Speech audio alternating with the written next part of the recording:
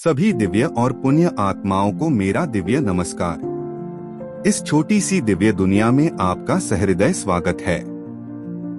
मेरा विश्वास है कि आप इस कहानी में कुछ सीख के साथ इसका आनंद लेंगे और इसे अपने प्रियजनों के साथ लाइक, सब्सक्राइब और शेयर करेंगे। सहृदय विश्वास के साथ आपका पुनः स्वागत है। आज की कहानी कंजूस व्यक्ति। एक समय की बात है। एक नगर में एक कंजूस व्यक्ति रहता था। उसकी कंजूसी सर्वप्रसिद्ध थी। वह खाने पहनने तक में भी कंजूस था। एक बार उसके घर से एक कटोरी गुम हो गई। इसी कटोरी के दुआख में उसने 3 दिन तक कुछ न खाया। परिवार के सभी सदस्य उसकी कंजूसी से दुखी थे।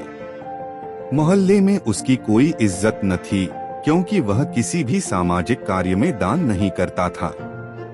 एक बार उसके पड़ोस में धार्मिक कथा का आयोजन हुआ। वेद मंत्रों उपनिषदों पर आधारित कथा हो रही थी। उसको सद्बुद्धि आई तो वह भी कथा सुनने के लिए सत्संग में पहुंच गया। वेद के वैज्ञानिक सिद्धांतों को सुनकर उसको भी रस आने लगा, क्योंकि वैदिक सिद्धांत व्यावहारिक वास्तविकता पर आधारित एवं सत्य का बोध कराने वाले होते हैं। कंजूस को और रस आने लगा। उसकी कोई कदर न करता, फिर भी वह प्रतिदिन कथा में आने लगा। कथा के समाप्त होते ही वह सबसे पहले शंका पूछता। इस तरह उसकी रुचि बढ़ती गई। वैदिक कथा के अंत में लंगर का आयोजन था, इसलिए कथावाचक ने इसकी सूचना दी कि कल लंगर होगा। इसके लिए जो श्रद्धा से कुछ भी लाना चाहे या दान करना चाहे तो कर सकता है। अपनी अपनी श्रद्धा के अनुसार सभी लोग कुछ न कुछ लाए। कंजूस के हृदय में जो श्रद्धा पैदा हुई वह भी एक गठरी बांध सर पर रखकर लाया। भीड़ काफी थी। कंजूस को देखकर उसे कोई भी आगे नहीं बढ़ने देता। इस प्रकार सभी दान देकर यथास्थान बैठ गए। अब कंजूस की बारी आई तो सभी लोग उसे देख रहे थे। कंजूस को विद्वान की ओर बढ़ता देख सभी को हंसी आ गई, क्योंकि सभी को मालूम था कि यह महाकंजूस है। उसकी गठरी को देख लोग तरह तरह के अनुमान लगाते और हंसते, लेकिन कंजूस को इसकी परवाह न थी। कंजूस ने आगे बढ़कर विद्वान को प्रणाम किया। जो गठरी अपने साथ लाया था उसे उसके चरणों में रखकर खोला तो सभी लोगों की आंखें फटी की फटी रह गई।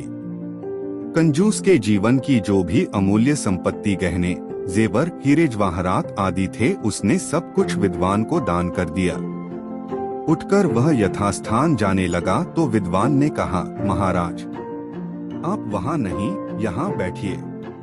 कंजूस बोला, पंडित जी, यह मेरा आदर नहीं है, यह तो मेरे धन का आदर है।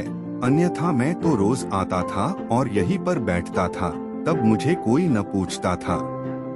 ब्राह्मण बोला, नहीं महाराज, यह आपके धन का आदर नहीं है, बल्कि आपके महान त्याग दान का आदर है।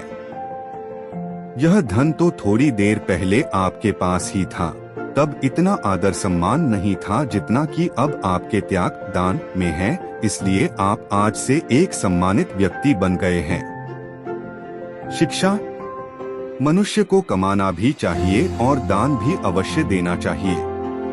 इससे उसे समाज में सम्मान और इष्टलोक तथा परलोक में पुण्य और दिव्य अनुभव मिलता है। आप सभी आत्माओं ने अभी तक के वीडियो में आरोग्यता के सुझाव का अनुभव ले ही चुके होंगे।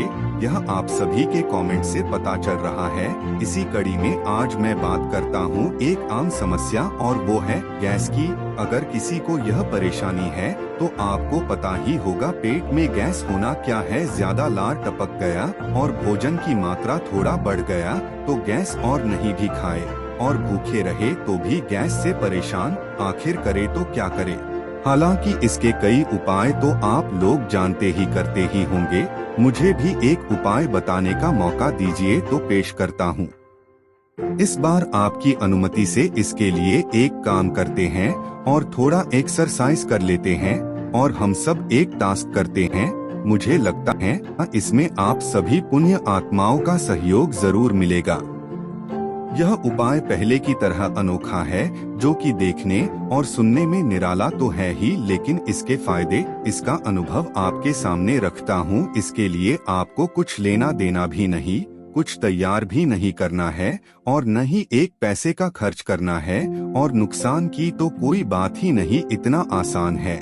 इसे केवल अपनी लेफ्ट हैंड पर कहीं भी ब्लू कलर से नियमित लिखना है और प्रकृति का चमत्कार देखिए, आपको धीरे धीरे आराम मिलता जाएगा, लेकिन उसे नियमित रूप से लिखना है और साथ में एक गिलास साफ और स्वच्छ पानी में वह नंबर को लिखना है और पानी को थोड़ा थोड़ा करके पी लेना है और अपने अनुभव हमें कमेंट बॉक्स में देते रहें।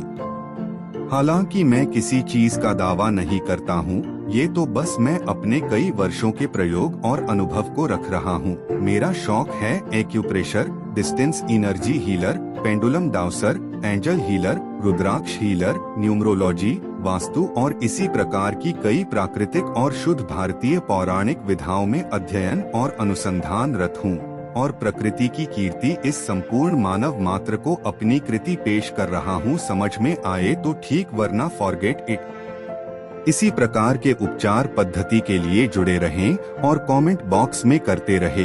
धन्यवाद। स्वस्थ रहें, मस्त रहे और अपनी मुस्कुराहट बनाए रखें। इसी शुभ कामनाओं के साथ पुनः सभी सुंदर और दिव्य आत्माओं को बहुत बहुत धन्यवाद और अपना आशीर्वाद बनाए रखें।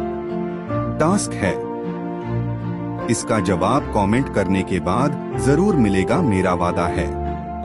तो मिलते हैं कमेंट बॉक्स में। धन्यवाद।